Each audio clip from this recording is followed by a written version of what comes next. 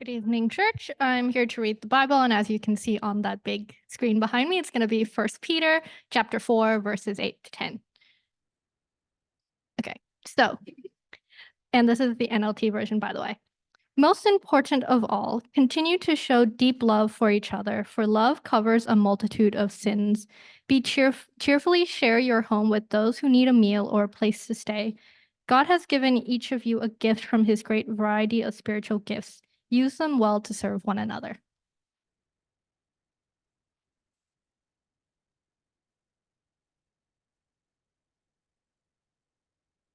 Thanks, mate.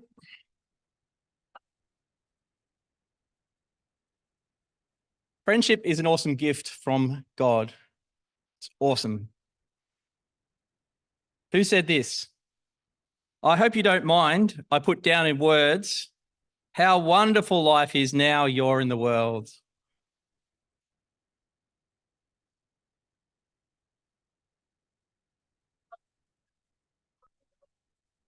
And that was Elton John. Yes. All right. There'll be one more test like that. Our joy is just so joyful, isn't it? Right. And I hope that every one of you could have shared many moments of happiness in friendship. And when I think about it, I think of moments singing at the top of my voice in a car with friends, right? Your ears hurt, but you turn the volume up and you're just singing. We have a holiday song that we used to sing when Michaela was little. Yes, and we have toilet songs. Let's stop there. But there are many happy moments. Or another one for me is snorkeling on looking at the fish and the reef and just floating in water. Oh, so nice. Another memory for me is actually in the back blocks of Bangkok, right? Thailand, roaring around on motor scooters with my friends. And we thought we were the king of the world. It was a wonderful feeling. Maybe you enjoyed sitting next to a campfire and staring into the flames and just getting all sleepy. These moments we share are precious. The sunsets, the moon's reflection over the water, the dolphins leaping out of the water, the shooting stars. You know, you can see I draw heavily from the world around me, but when these moments are shared with a friend, they become extra special. So there is so much to be thankful for in friendships, right? That our friendships make good things even better. But I want to be honest with you and say sometimes friendships suck, right? Sometimes it's the lowest and the worst ever. And this is the next test. Who said this? I have my thing where I get older, but just never wiser. Midnights become my afternoons. When my depression works the graveyard shift, all of the people I've ghosted stand there in the room. It's me. Yes. I'm the problem. It's me. Okay, yes. Taylor Swift. Come on, guys. Fire up. Okay, are there any old people here? All right, one more. All alone in the moonlight, I can smile at the old days. I was beautiful then. I remember the time I knew what happiness was. Memories. Now, if you are singing that sad song all week, it's my fault. I'm sorry. Yes, but that is from a musical called Cats. That was very strange. Anyway, our culture sends us mixed messages, doesn't it? Sometimes very happy and sometimes very sad. And this is not just our feelings, this is very real. And I want to share with you some negative news about our culture before I tell you some positive news about Jesus. Is that okay? So some negative news about our culture, and this is about children. Children who experience an unloving relationship early in their life can really struggle with healthy relationships later on, and often do. And if that's you, there is hope, but it's hard. Here's another one. Socially isolated and lonely people have been found to have a higher risk of death compared to their socially connected friends. Or how about this one? One in every 3 people in Australia feels loneliness deeply.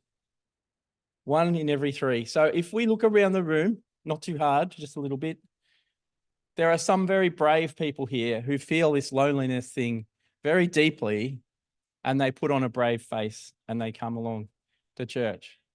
And some of your friends and neighbours feel very lonely as well.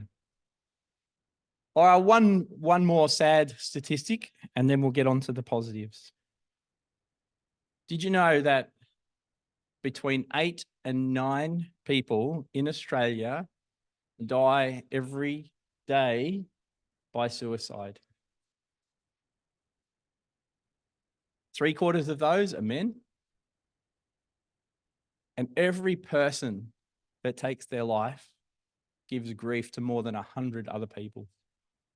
So we have these really sad groups of people every day popping up around our country. Now, there is hope, but we have to be honest that there is sadness in life. You can be at the university and have a lot of sadness. You can have children, you can be married, you can be an old person. There is sadness, and we have to encounter that, and we want to encounter that with hope. So I want to share some good news with you, and I'm going to get to the Bible reading in a minute, but I have even another Bible reading, and this one is from Psalm 139. Psalm 139. This is someone who is praying to God, and listen to the very special relationship that they express. From verse 4, you know what I'm going to say even before I say it, Lord. Isn't that incredible? You go before me and follow me. You place your hand of blessing on my head. Such knowledge is too wonderful for me, too great for me to understand. And a little bit further in this same prayer, from verse 15, you watched me as I was being formed in utter seclusion, as I was woven together in the dark of the womb. You saw me before I was born. Every day of my life was recorded in your book. Every moment was laid out before a single day had passed. How precious are your thoughts about me, O God. They cannot be numbered. And so here it describes the best friend you will ever have. The person, the God who made you, who knows you so well, and who understands you and your feelings and your present and your future. And this is incredible news. How wonderful that God cares about you and you and you and me. Now, there are some other things I would like to say to you from the Bible that give us hope. For example, Jesus said, I came to give life in all of its fullness. Jesus said that. We also find that you are precious to God. You are highly treasured by him. Or in times of sadness, the Lord is close to the brokenhearted. He saves those who are crushed in spirit. That's from Psalm 34. So there are all of these gems. There are all of these truths. God is so good. Even when we can't sense, when we don't feel like he's with us, he is with us. I walked through some sadness in my life, and really they were the times that I was the closest to God. When I was 16, my father died. My father was my best friend. When I was in my 20s, my wife and I, we spent actually about 10 years trying to have children, and we had no children. And I can tell you, we were ripped apart by sadness. And yet, actually, God gave me 3 amazing children by adoption. Praise God. There's been many times when life's been tough for us and God has come through for us. But what I want to do now is to think a little bit about not only God's kindness to us, but actually what it looks like to be one of God's children and to offer that friendship to the people around us. Because it's a wonderful thing to be a child of God and loved by God. And it's just natural that children of God who he loves will be good friends to the people around us. So I'm going to talk about that a little bit, and that's the Bible reading we heard from 1 Peter chapter 4. But actually, just before I do that, I'm going to give you another chance to share. And this time, I want you to share about a time when you were lonely. Now, this is an honest time. We are friends here. If you're lonely right now, you can share that. And we understand for many people, you are far from your family and from your normal friends, and we care about that. So I'm just going to walk around. You don't have to share, but if you would like to share, I'll have a microphone and you can call me over, all right?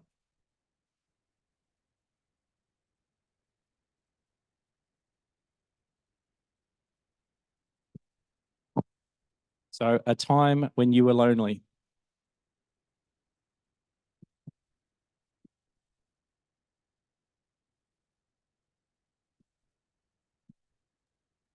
So I grew up most of my life in Papua New Guinea in a small mission center called Ugurumpa, where a lot of we grew up with everybody, and the community was basically like a extended family. So I didn't know about being the new kid in a place, and I felt very comfortable there. I was able to be myself until I came into the real world for college, university, and I went all the way to America, where I have no family, no friends, nobody I knew. When I first got there, I was excited. I thought, I'd been class president, I'd been involved in school. I thought I was going to have a great life. I get there and I just completely shut down. I was terrified. I was cold. I was shaking like a scared bunny. And I went, oh no, this is a huge mistake. I need to go back. I can't be out here by myself. I was very lonely. And I had a small group of friends who had gotten to know, including my roommate and stuff, but I was still terribly, terribly homesick.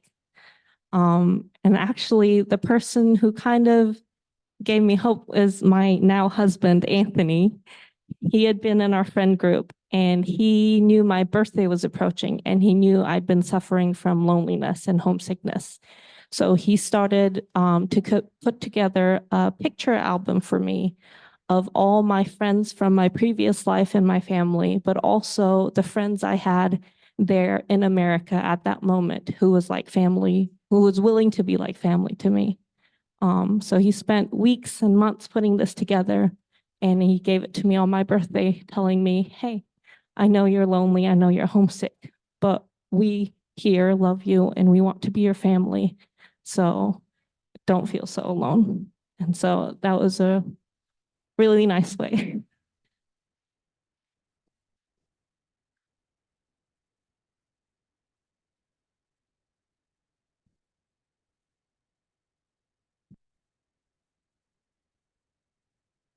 Howdy. You didn't even hear the question. You can't answer it. Does anyone else have a moment when you were lonely?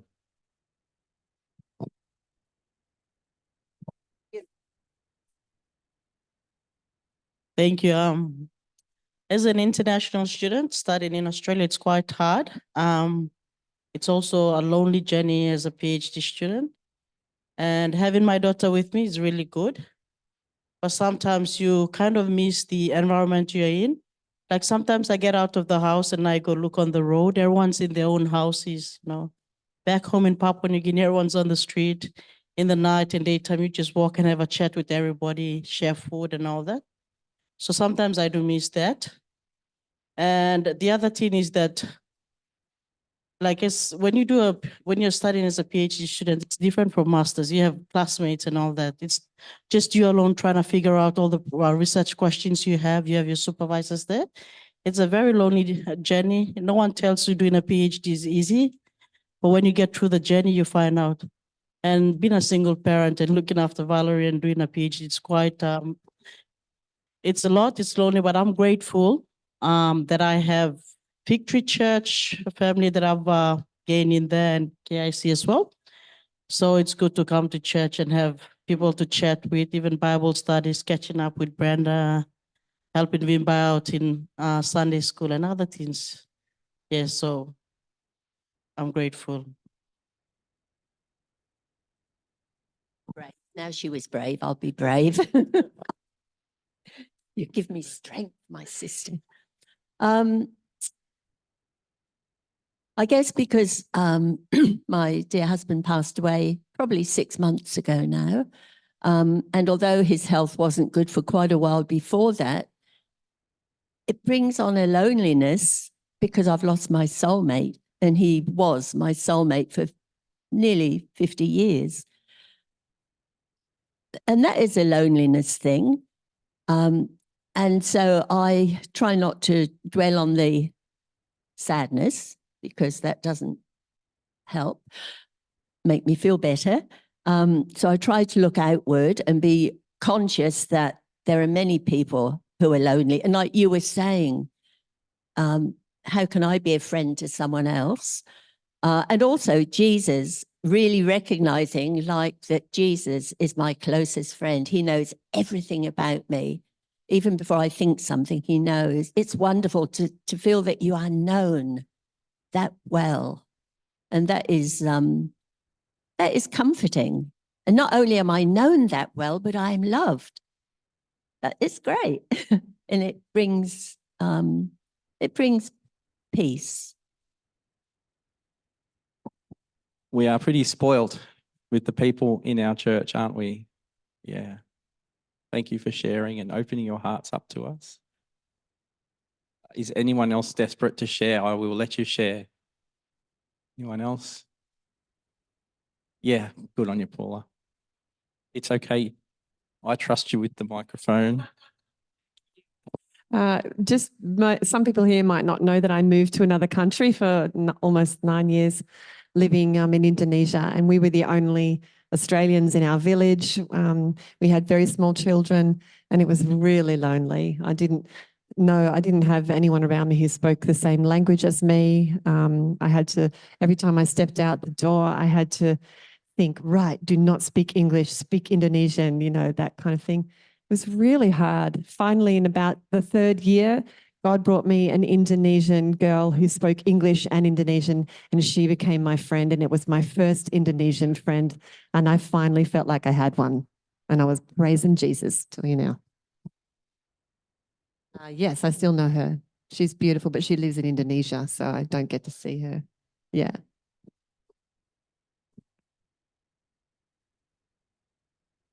So we have very many different stages of life.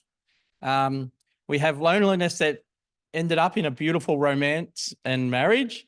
We have loneliness that's actually come from losing the love of our life. We have many different situations where we travel around in the world and we're away from the people we know and love. And I think that what God asks us to do as Christians is a wonderful part of his answer for loneliness. And it's part of what makes this church our home away from home for many, many of us. So we're reading from 1 Peter chapter 4 and verse 8.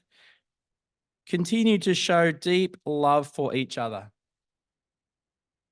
For love covers a multitude of sins. Cheerfully share your home with those who need a meal or a place to stay. God has given each of you a gift from his great variety of spiritual gifts. Use them well to serve one another. And so These are very simple things, but very deep things. And they help us to live out what it means to be a child of God and to share our lives and be true friends to the people around us. So this is not hard to understand, but maybe it's hard to do, right? So I'm now going to talk about being a friend, being a Christian friend to God's family, and for that to flow over into our community. Having a deep love for one another is not something that can happen in 1 hour on a Sunday. Do we agree? Yes, it is all of life. Also, oh, that's a good idea. Yeah, I like that. Thanks, Ted. The other thing is that sometimes in friendships, things come up. You have a problem in your friendship, and sometimes someone's done the wrong thing. But as Christians, we can have reconciliation, we can have healing, we can develop healthy relationships, and love can overcome these problems. The second thing there is about sharing your home. Now, it doesn't matter whether you own the home or whether you're living there or whether your home is like one room or a mansion. The idea is that we just open up and we share with one another. Now, people who come to Australia probably are better at this than people who live in Australia. Us Australians, you were saying this, we go into our house and we close the door and we don't come out for 16 hours. But that's not right, is it? So our homes are meant to be open to one another. And we're meant to show generosity and kindness in our homes and to help one another by opening our homes up. We do need to be wise. If you have children in your home, you need to protect them, okay? We don't invite dodgy strangers into our home, right? With vulnerable people, whether they're old people or young people, we have to think. But still, there are ways we can find to be generous and hospitable. The last thing is use your gifts well. What are your gifts and talents? What are you good at? What are you clever at? What has God given you to share? Because we're called upon to actually share those things. It might be money, it might be time, it might be talent, but I guarantee every single one of you has been given gifts by God, really cool gifts too. And if I interviewed you, I would find out what those gifts are. But imagine sharing, if every single one of us shared our gifts with everyone else. Simone is an amazing musician and she's really good. She's written a book about parenting. You didn't know that, did you? And I could go around and I could pick on every person that I know and tell you all their gifts. What would it look like if we opened up our hearts, love one another deeply, share one another's homes, and serve one another using our gifts? This is God's vision for his church. This is what the people of God are like. And we say sometimes a creed. It's when we say what we believe, it's a summary. And in this summary, we say, we believe in the fellowship of the saints. Now, the saints is a way of saying the holy people, you and me, forgiven by Jesus. And we believe that that fellowship, that friendship is a really precious thing. Now, I would love to talk for longer, but we're going to share communion together. So maybe I should stop there. What do you think, Pastor Jason? Yes. What do you think, daughter Michaela? Should I stop? I can keep going. Friendship is such a gift from God. I'm going to say a little prayer, just thanking God for that friendship and praying for those around us who do feel that loneliness deeply. Heavenly Father, please care for us. Please care for us just as you know us so well. You know our feelings, you know our present and our future. Lord, please care for every single member of our church family and help us to love one another deeply. Help us to open up our homes and to share and to serve one another and be a blessing to one another. Help us to live as your children and to know life and life in all of its fullness as we follow Jesus together. Amen.